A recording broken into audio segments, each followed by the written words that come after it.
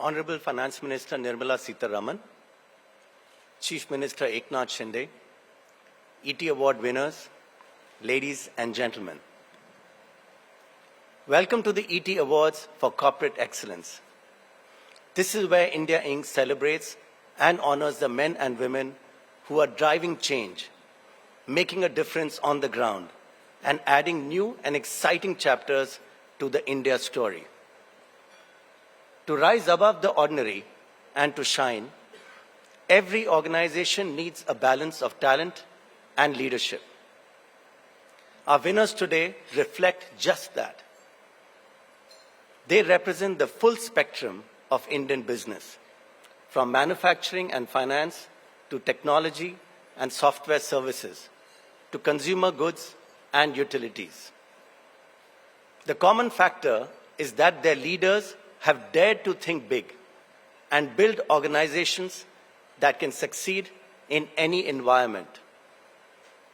I'm confident that in the years ahead, ET will welcome new names and faces into its Hall of Fame. There is an air of entrepreneurship across Indian cities and towns that I find exciting. Sure, not everyone will succeed, but there is a can-do spirit among the young and the restless that will not be daunted by the size of the challenge or crushed by the fear of failure. It is the leadership and vision of Honorable Prime Minister Narendra Modi and his ministers that is giving wings to the dream of a new India. We are honored that the Finance Minister has graced this event. She has been justifiably lauded for presenting a beautifully balanced budget that is not full of freebies, even in a pre-election year. The boost to capital spending for the second budget in a row is something all of corporate India should cheer. The budget, again wisely, nudges the taxpayer towards a new tax regime which offers lower rates but no exemptions. And it presents a glide path to reducing the fiscal deficit. Honorable Finance Minister, you have not allowed yourself to be distracted from the dharma of reforms or the sanskar of doing what is right and righteous.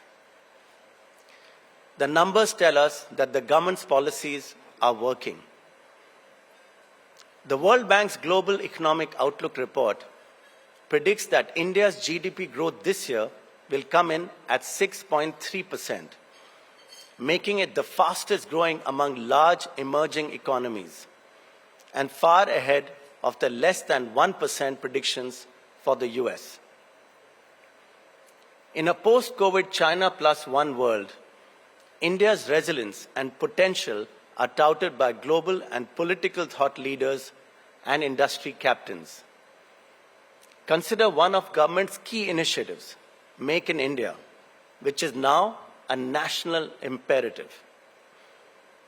From higher foreign investment and local subsidiaries to groundbreaking greenfield deals by global corporations, Make in India is taking shape. Apple supplier Foxconn has signed deals to set up plants in Telangana and Karnataka.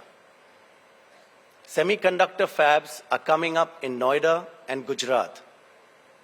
The PLI scheme for multiple industries, including automobiles, telecom, and healthcare, is set to spur manufacturing. In enabling this, the Finance Minister's 2019 decision to cut corporate tax to 15% for new manufacturing companies has played a big role. There are headwinds, though: the war in Ukraine, US rate hikes, a possible recession in the developed world. Foreign investment flows have swung with global cues and their benchmarks. But unlike the past, that has not set us back. Domestic flows have helped prevent a washout on the stock market.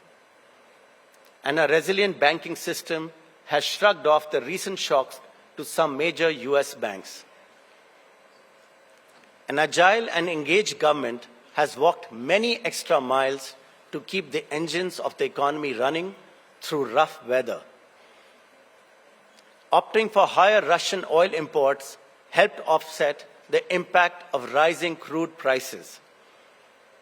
The infra push unveiled in this year's budget is expected to drive capex in many sectors. In Amrit Kal, don't be limited by the constraints of our immediate past. This government is thinking and acting both local and global. If you need any inspiration, look no further than our G20 presidency, theme of Vasudeva Kutumbakam. Rooted in our glorious history, it is an apt anthem for a new world order. Thank you.